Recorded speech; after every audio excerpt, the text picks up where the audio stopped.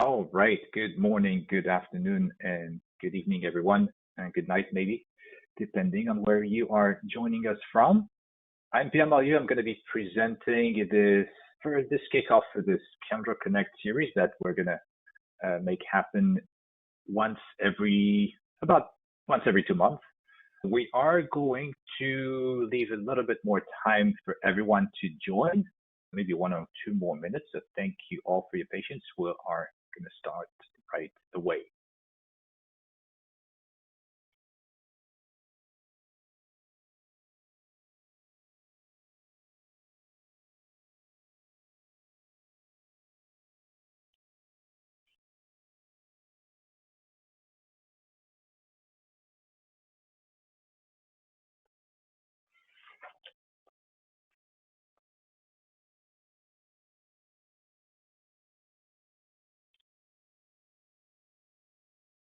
All right, I don't want to wait too much longer.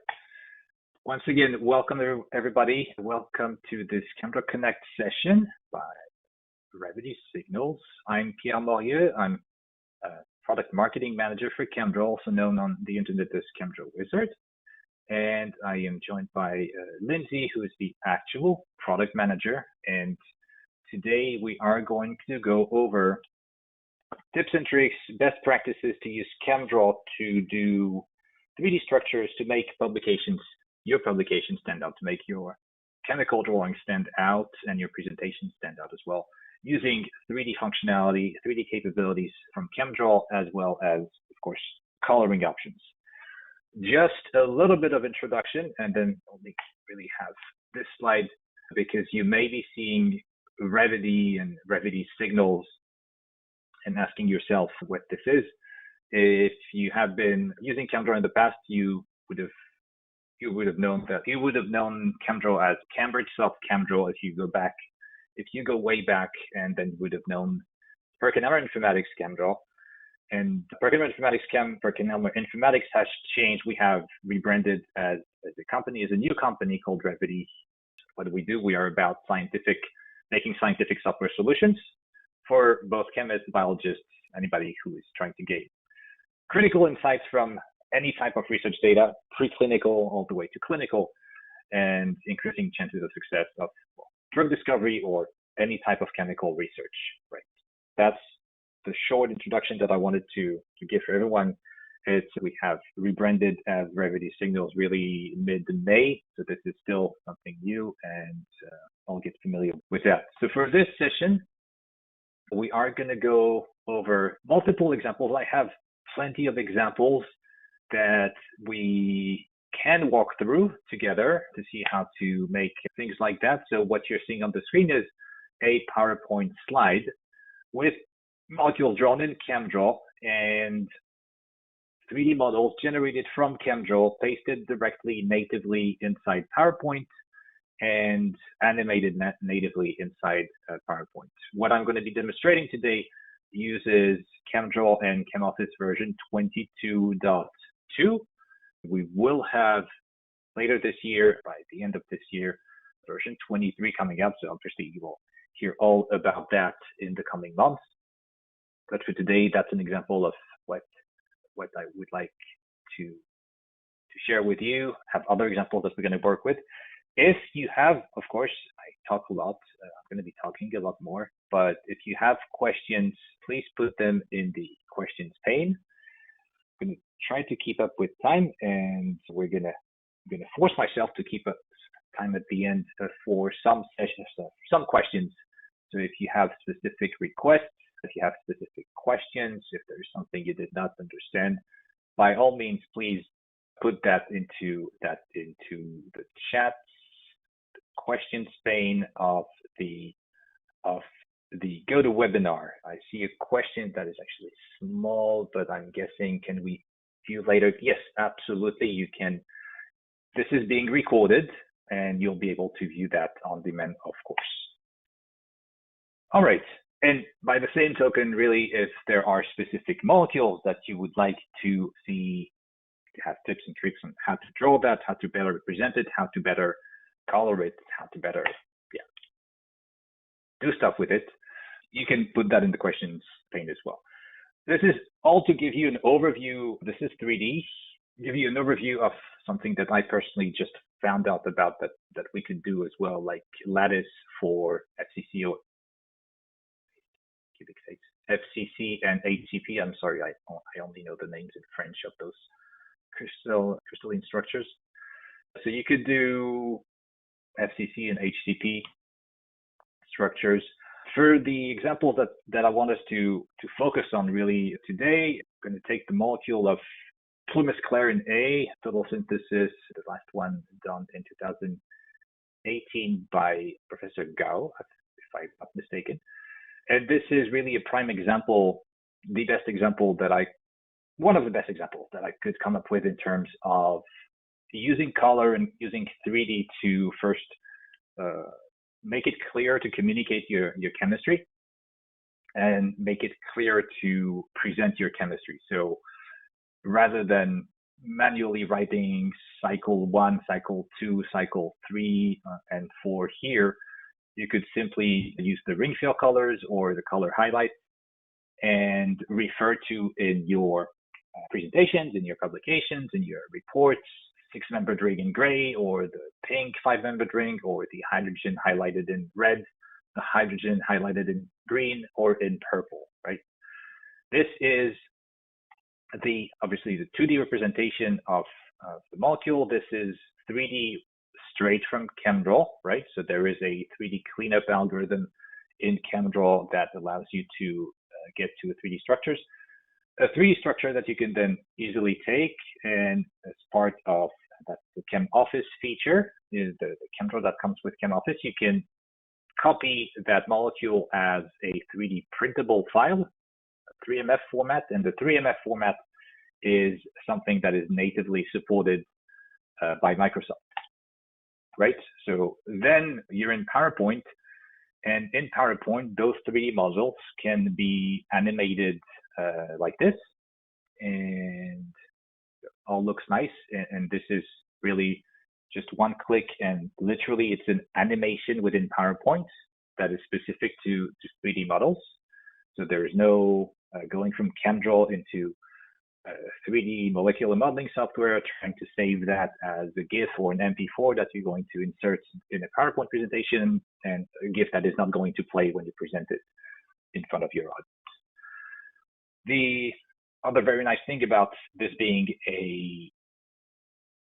molecule being a native 3D object within PowerPoint is that it also benefits from transitions, and this is something that I can also share some tips and tricks about that. And transitions are a way to go smoothly between slides within PowerPoint. So for example, I have this molecule, maybe I want to look at the way blue hydrogen and red hydrogen are positioned with respect to one another. If I click on the other side, I'll show you how to do this. This is just 2 slides and then a smooth transition between the two, so you can have a look into a bit more detail here. And then do that again. That's the one-click action, and then further look. So I think that looks pretty cool. And just want to also a little reminder on what you're going to see on this part of the screen. It's a little widget that I have.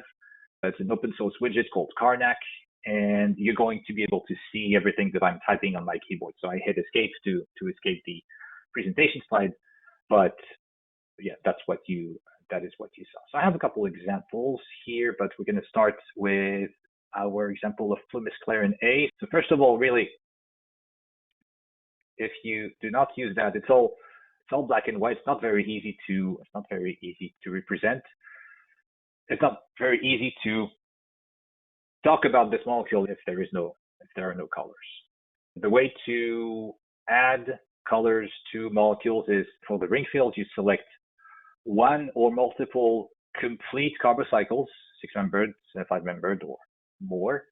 And then you have the ring fill and the highlight color options. The little menus can be found in the colors menu right there. It's a toggle. And you select that, then you apply a color. For example, I want to change from gray to light blue or yellow or something more pale green. I can do it like this. If I want to change just the 5-membered, I select an area that encompasses the 5-membered ring, and then I can change that to gray or blue, or if I want to. Okay. From there, once you have a structure like this, you can go to, so this is the structure toolbar, right? Structure toolbar. If you want to have it available, you go to the view menu and then show structure toolbar. The structure toolbar gives you an icon version of some of the most useful actions you can find under the structure menu. One of them is the 3D cleanup. So the 3D cleanup was introduced at version 20 of ChemDraw and has gone through multiple iterations and improvements over the last versions. It's available under this icon right here, the little tetrahedral molecule is the 3D cleanup, or Control-Shift-D or Command-Shift-D on a Mac. You'll see that this is what I'm typing on my keyboard, Control-Shift-D. The thing about Control-Shift-D and 3D cleanup in general is that you should do it multiple times. Each time you press Control-Shift-D, it's going to go through some energy minimization, a certain number of energy minimization steps to minimize the energy of the molecule and give you different conformations. Okay, when you use the 3D cleanup, it automatically selects the structure perspective tool that you can use to then rotate the model as you want in 3D. I do want to mention one recent shortcut that was introduced with version 22. First, there's the rotation shortcut. The rotation shortcut is you select a molecule or part of a molecule and you do Alt up and down. Alt up is 15 degrees counterclockwise, Alt down 15 degrees clockwise, and then Alt left is 1 degree increments counterclockwise, and Alt right is 1 degree increments clockwise. Now, Shift and Alt is going to be the 3D rotation shortcut by, I honestly don't remember, 12 degrees increments, I believe, right? So if I go Alt Shift down multiple times, and I'm hoping you can hear what I'm typing on my keyboard, and then left and right, this is going towards the right, and then left, obviously, we go the other way. Okay, so this is the 3D rotation shortcut that was introduced with version 22 of ChemDraw. Little words off, if you haven't used the 3D cleanup before, little words of warning, quote unquote, just to know how to use the tool. First thing that I said was really use it multiple times. It's not Control-Shift-D once, just do it multiple times unless you have an extremely constrained structure where just doing it once is going to give you a good looking structure. If you are working with a molecule that has multiple, excuse me, Control-Z, that has multiple stereocenters, and you want to go to the 3D cleanups, to 3D cleanup, it's always a good idea to show the stereochemistry, right? So you select the molecule and then you go to Object, Show Stereochemistry. It's going to give you S or R configuration. It's going to tell you which configuration each stereocenter is. And you want to make sure that the carbons remain at the same configuration, keep the same configuration in 2D versus in 3D, right? I'll give you a specific example for that. So you select the molecule. Just if you don't know, if you are still stuck on Control-C, Control-V, you can select the molecule with a selection tool, right? Hold Control, or it's Lindsay, is it Alt on a Mac? Option, I think it's Option. Feel free to interrupt me, Lindsay. Control, click and drag on a PC, and I believe it's Options, and then click and drag on the Mac to make a copy. And here, Control-Shift-D multiple times, but again, this is difficult to visualize, right? You could also you know, add some colors just to make sure the right carbons stay with the right configuration. So we're going to do purple, and then we're going to do gold. Okay, so you take this. Sorry, you take this. You don't rotate it, and then you clean that up, and you make sure that. And then you make sure, so we have what at the top we have green is S, light blue is still S, dark blue is R, and gold is S, and orange is S, and red is R. So it's the same. It is the same molecule. I'll give you an example of where doing that may not work directly. So Control Shift N is name to structure, right? Name to structure. You can find that in the structure menu, or Control Shift and Command Shift N on the Mac. And the classic textbook example would be morphine. When you do a 3D cleanup, it's important to be as thorough as possible when you specify the 2D information, because the 3D structure is going to be derived from the 2D information. So for example, if we go through the same exercise here, showing stereochemistry, okay, show stereochemistry, please.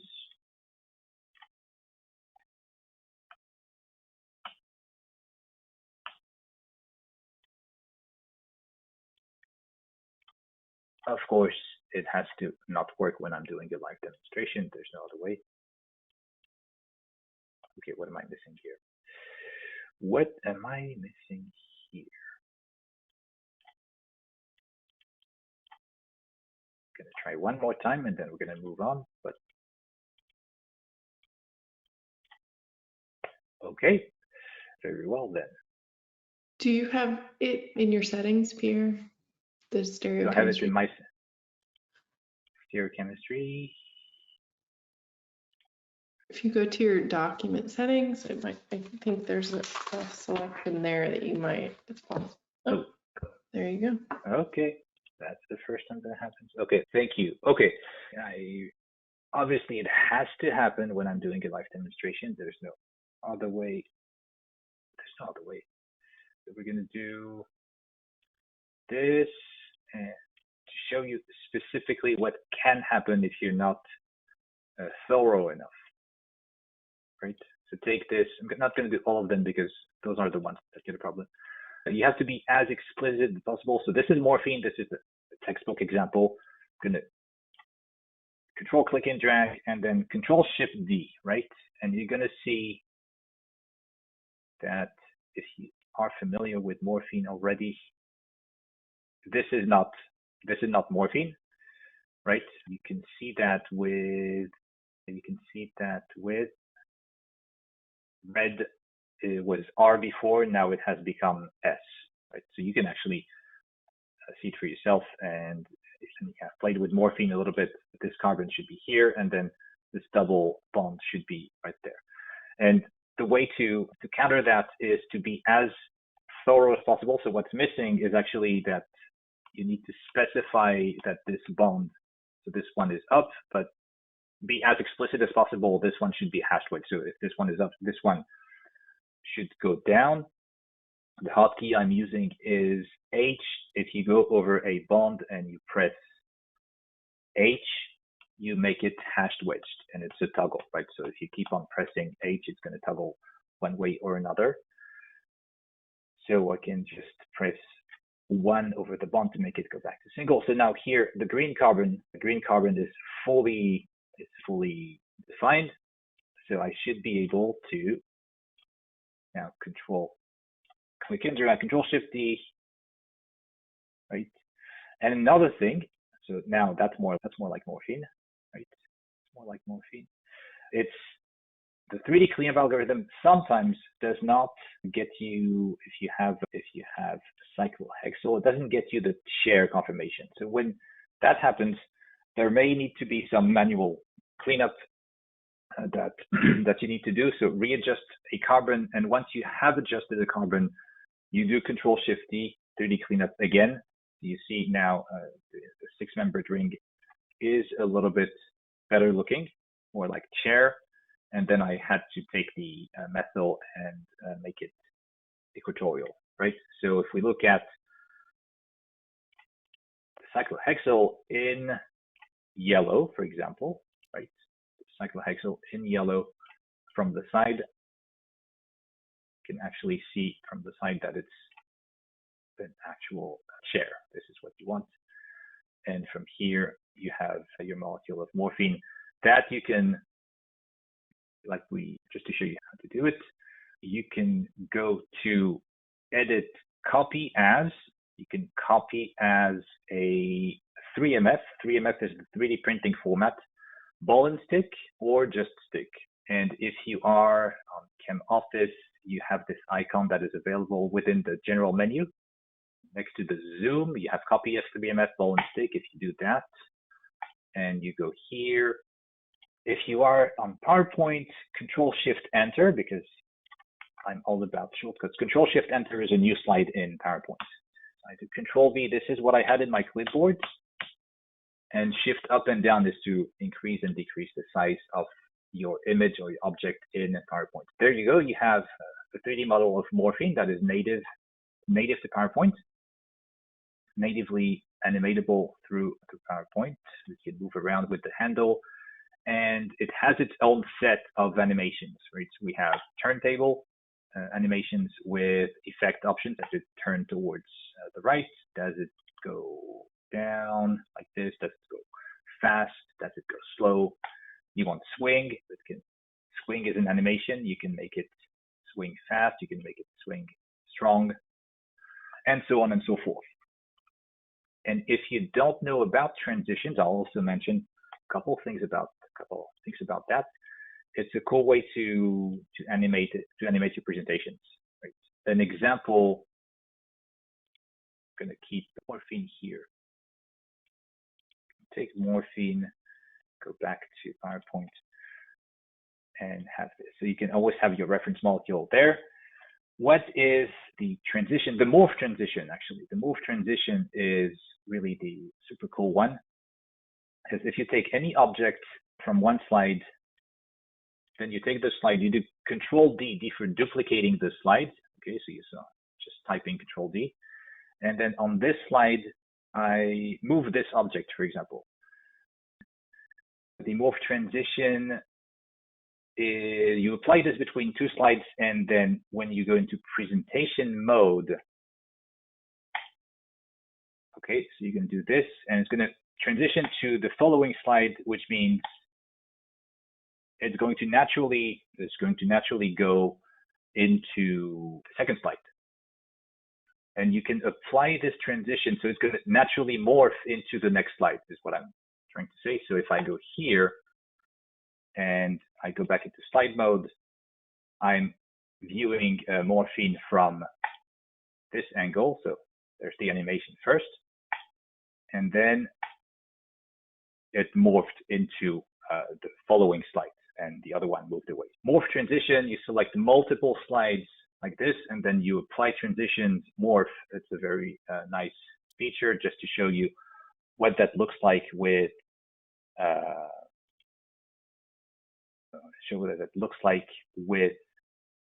those molecules. So that's an example of one morph transition. We saw at the beginning, the second one, and then the next slide, and then the slide after that. All right. So that was for the 3D in PowerPoint. 3D in PowerPoint. Pierre, there have been a few quick questions on yes, it's a good idea. Representation. So one really quick and easy one, is there a way to convert 3D structures back to 2D once you've gone down yes. the 3D rabbit hole? Yes, absolutely. Absolutely. The simplest, we're going to cover that in a second. The simplest is really, where is my drawing? Where is my drawing? where is my drawing here? Sorry, I got distracted. Here.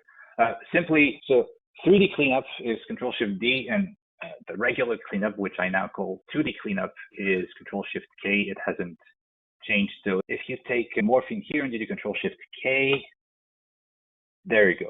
So it's going to flatten back to 2D. Probably not flatten back to exactly how you had it drawn in the first place,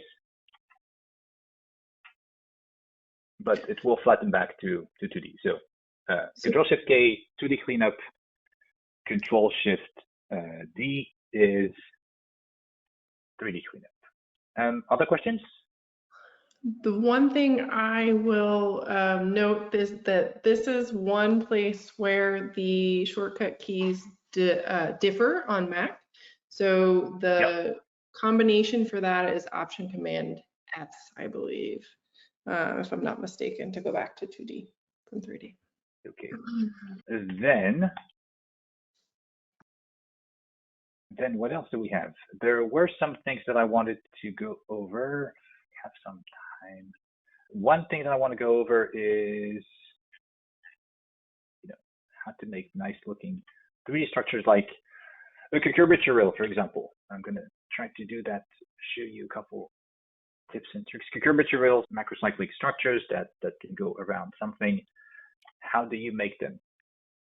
For this, I'm going to use some hotkeys for ChemDraw. This is not the full topic on hotkeys. We will do another ChemDraw Connect just on hotkeys in the future. Long story short, if you don't know what hotkeys are, it's really what you press, what happens to an atom or bond when you press a key on the keyboard, right? So I go over the bond and then I press 5, and then I move around what I have entered with the arrows on my keyboard. And then I press 5 over the bond and I get here. So I'm not going to go into detail on which hotkey does what. 2 adds a carbonyl when you are over an atom. And a special one is 0 over secondary. 0 over secondary gives you a very long, 80% longer carbon bond.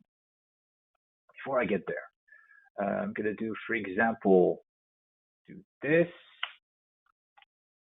Hotkeys apply to a hotspot or where you mouse over. It also applies to the entire selection. So if I select 2 carbons and then I press 1, for example, it's going to add a carbon bond to both atoms. If I select both atoms and I press 0, I'm going to get a longer carbon bond on both. There's a reason why I'm actually doing that. You're going to understand why. And then I go over here, I press N, and when I press N over an atom, I get a nitrogen. Now, double-clicking with a selection tool, double-clicking is going to select the molecule that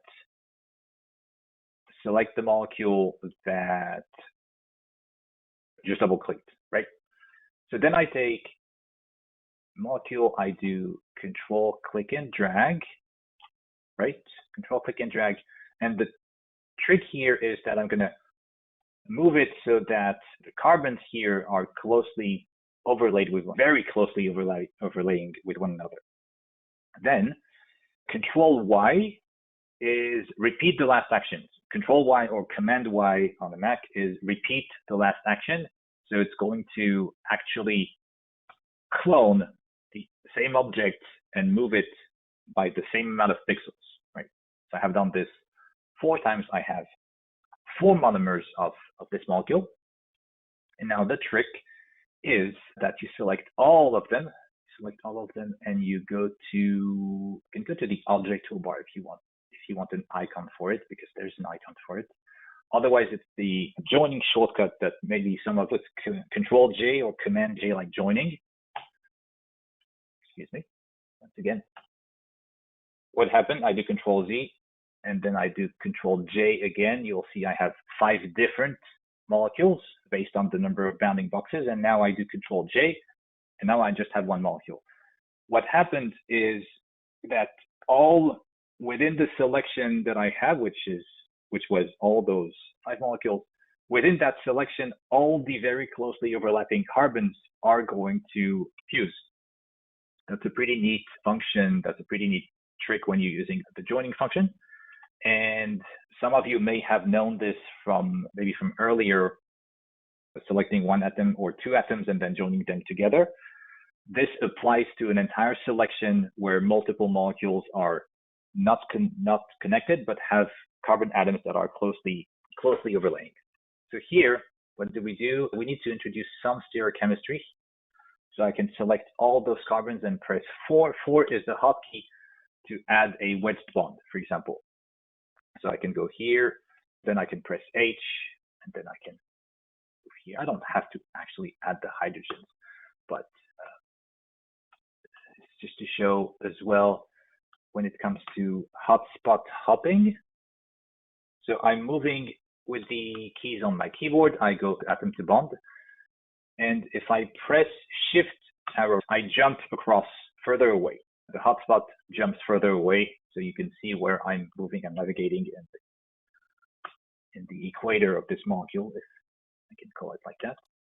And then I'm going over the atoms, and then I'm pressing H to add a hydrogen. Then what can I do? I can take those two carbon atoms and do this same trick. So I have carbons that are closely overlapping. Control J. Now I have one molecule. I'm going to do a Control Shift D.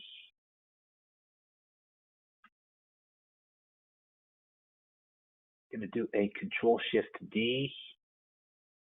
And I look at things from the outside. As I said in the beginning, Control Shift D 3D cleanup is not magic.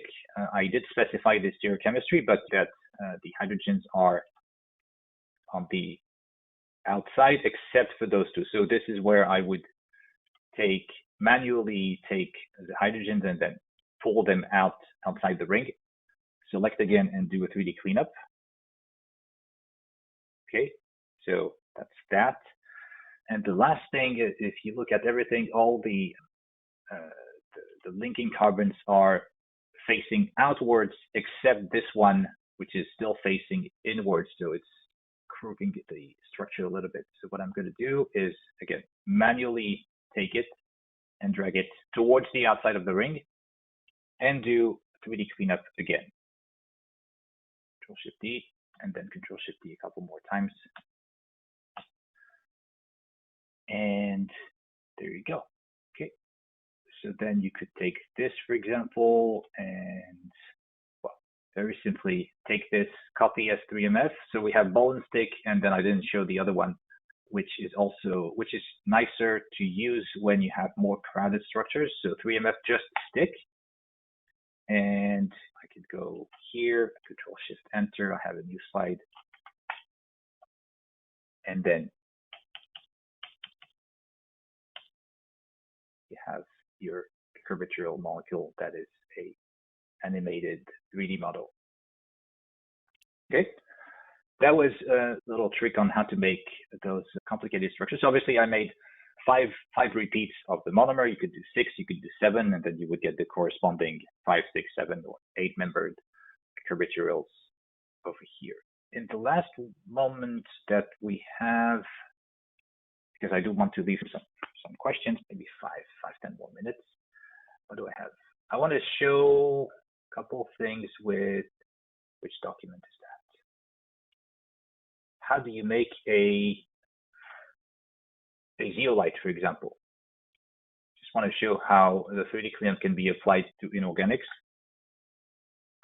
and inorganic structures. How do you get to that? I mean, that all looks nicely written. How do you build that subunit first? This is a zeolite subunit. It's missing a few things, but it's a base. It's a component of a base unit.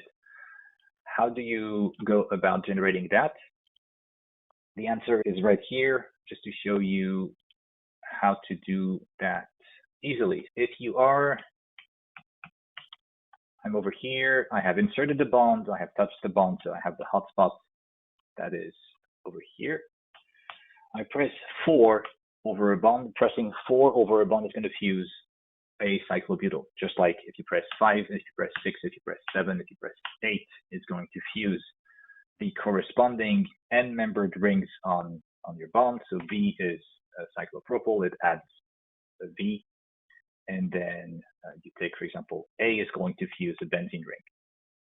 Not going to go into more detail than that for today's session, so I'm going to press 4. I press space to select, so I have this, right? Then I press 1. The hotkey 1 over an atom adds a C bond. I have 4 carbons selected, so it adds a C bond to the 4 carbons. U, when you are on atom, is the hotkey to add a cyclobutyl. Either you are on a bond, then on the bond you press 4 and you fuse a 4-membered ring, or you are on atom and then you press U on your keyboard like you see on the screen, and it adds a cyclobutyl.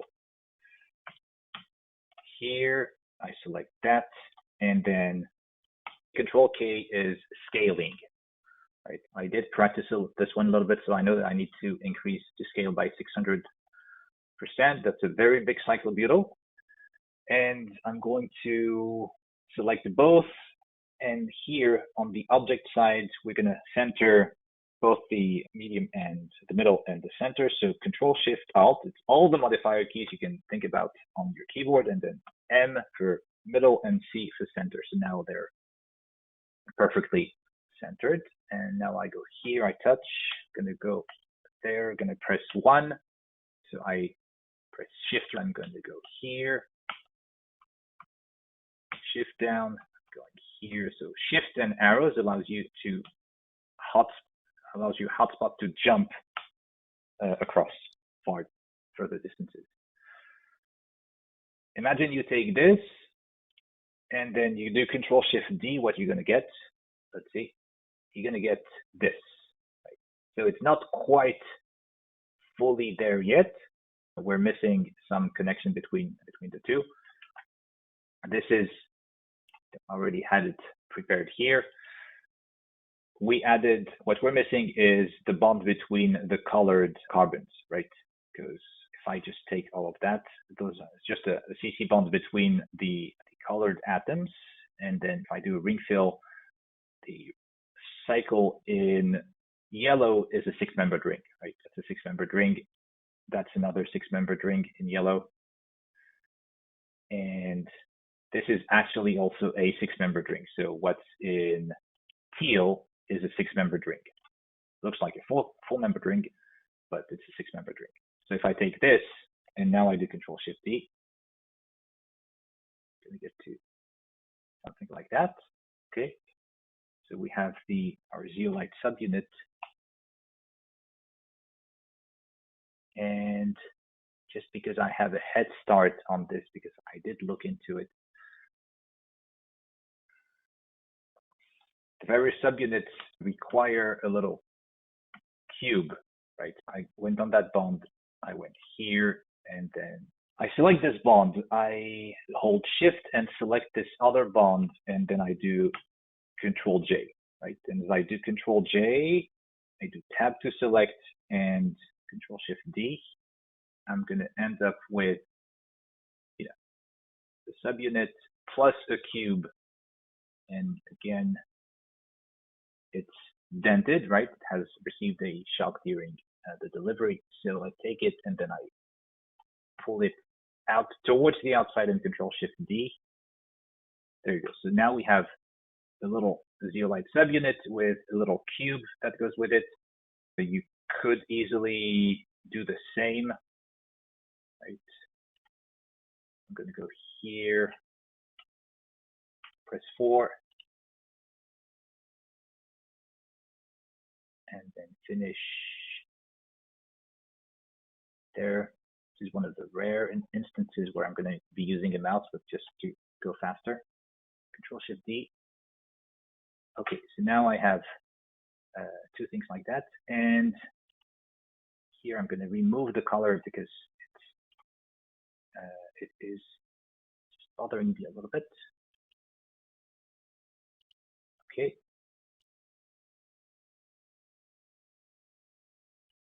So how would you go about making the full lattice, you can use the same thing that we just did with the cucumber material. That is to say, make a copy and have oriented so that carbons are very closely overlapping, right? When you do this, you select the general area where this is happening, Control J, and it didn't quite do it, so I'm going to finish, select those and do Control J, select Control Shift D. This looks weird. This looks a little weird. Something weird happened. Something weird happened. I'm going to ask you to take my word for it that by following the same principle as we did for the cucumber material, you can get to easily to, for example, that full lattice of zeolite units by taking the unit, cloning it, having specifically in that case this part in purple closely overlapping with this part of, this part in purple closely overlapping with this part in purple from another subunit, selecting and overlaying them well, and then hitting Control J with the entire thing selected. And same thing, you add a cube at the bottom, and you can just keep on building a molecule like this, which will then something pretty in PowerPoint, which you could then take, edit, copy as 3MF stick, and then just add that into your PowerPoint presentation. There you go. Shift up to increase the size of your object. And I think I will stop there. I could go on for another couple hours. The 3MF obviously is the 3D printing format that is used. In that case, is far more useful as a 3D object inside PowerPoint. Obviously, it's also, if you have a 3D printer, you can take the 3D. If you look at my webcam here, just want to make sure that's visible, right? This is a single row of a nanotube. Okay, last one, I promise. A single row of a nanotube, which is done, for example, this is literally what I have done, like this, and this, and I selected both bonds. Then I hit Control J. That looks ugly, but let me just do Tab and Control Shift D a couple of times. This is a single row of a certain form of nanotube that I have just saved as a 3MF file, and then I have 3D printed, and that's what you saw on the screen. So literally this guy here, and with some adjustments, if you are interested in doing that. There are a few more steps that you need to take. You need to process that file in a 3D software like Blender to process it a little bit before you send it to 3D printing. But then when you do, you can get something cool like this. Okay, that's it for what I can within the time limit show you today. I hope that has been interesting and insightful for you, and we are going to go over some questions. Thank you very much. Lindsay, can you help me with the questions?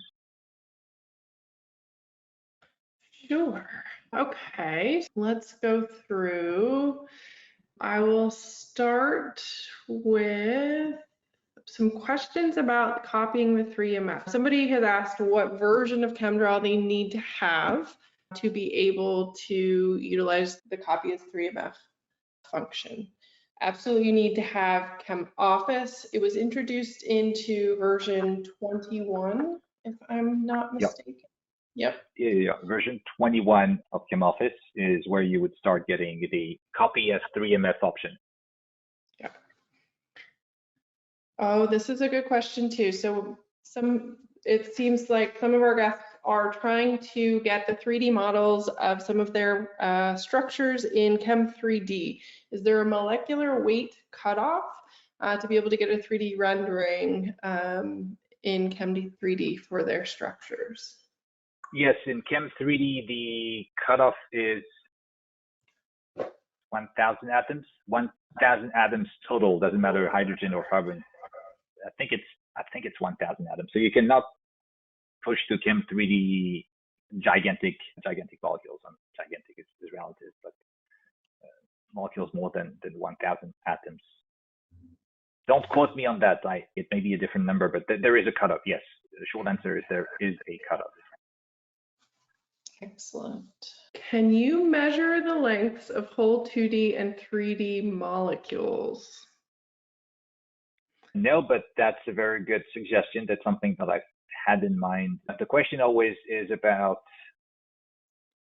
which part is useful within ChemDraw or should be part of a drawing a drawing software versus a 3D software, 3D like molecular modeling software. But I think that yes, calculating within ChemDraw length in angstroms between two atoms in 3D would be a nice thing.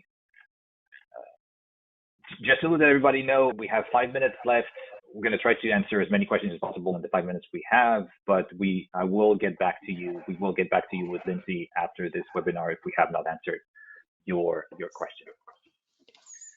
Another question, what's the optimal file format for exporting structures to be used in Office software to ensure high quality and small file size?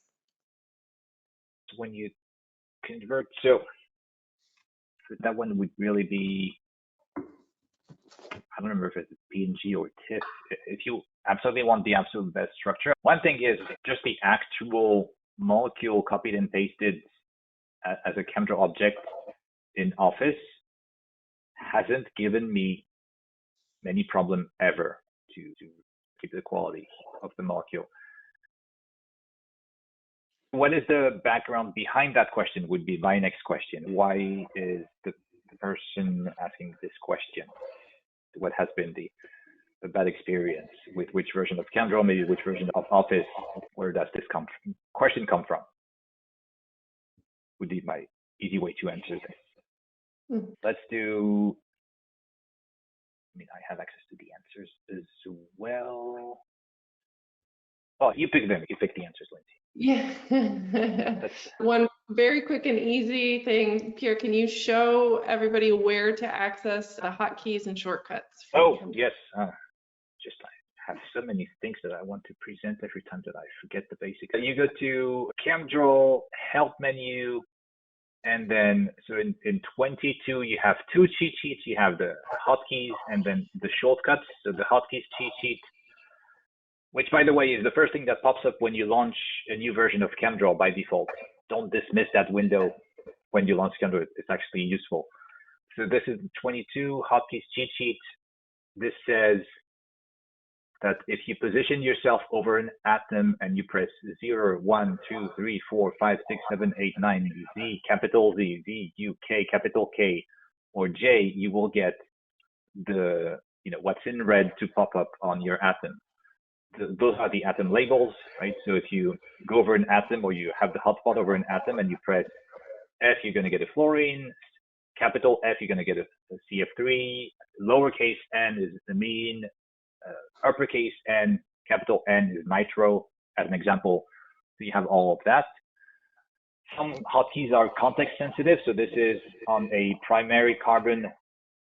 You press this and this happens. On the secondary carbon, if you press 9, it's going to give you gem dimethyl. Capital K is going to give you gem dimethyl with stereochemistry just in one go.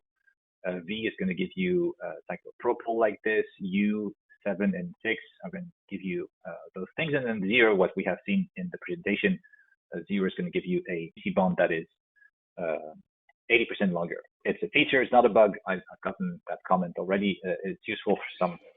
Imagine you have a biphenyl system that is substituted on both sides at the 1,5 position. So if you add a long bond between the two phenyl systems, it allows you to easily draw 1 and 5 substitutions on both sides so that it doesn't clash, it doesn't fuse with the rest of the molecule. Just try it and you'll see what I'm talking about. And then the bonds, hotkeys, so the hotspots work on atoms and then also bonds. So if you are over a bond and then you press W, H, or capital H, or B, or capital B, or D, or capital D, or Y, you're going to get the different bonds like what you're seeing on the screen. And then same thing to change the order of the bonds. You go to over a bond, you press 2, 3, you press A, you press V, you press 4, 5, 6, 7, 8, 9, 0. You're going to get the corresponding rings in red. All right. Last question. We have 1 minute to go, and we're going to do one last question. I think I've seen a few times, a few questions about how to make those animations happen with the 3 MFs in PowerPoint. Okay. So this will be the last one. So you copy and paste the 3MF object, right? And so this is the 3MF object corresponding to this natural product. You select the 3MF object and you go to animations, right? Before that, because this may be where this is coming from, the only requirement is that you have the Office 365, right? So you have the subscription version of Microsoft Office.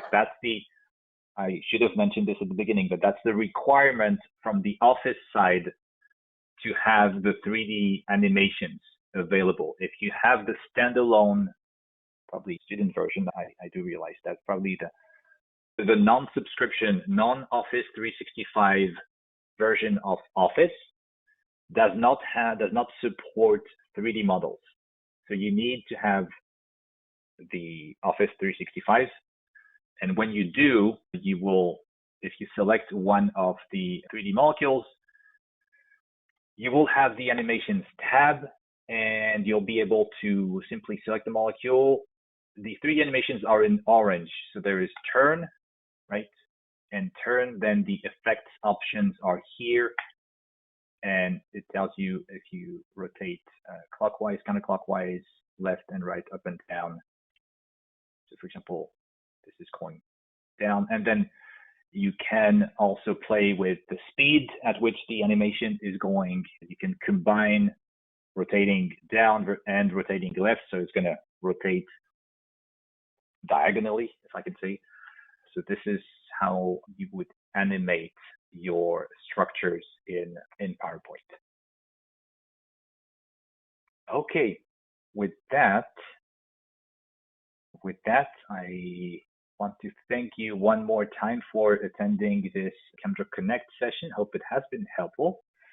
And you will be receiving by email a link to the recording, and we will get back to you on those questions within a reasonable number of days. Now, thank you all for watching. Thank you very much.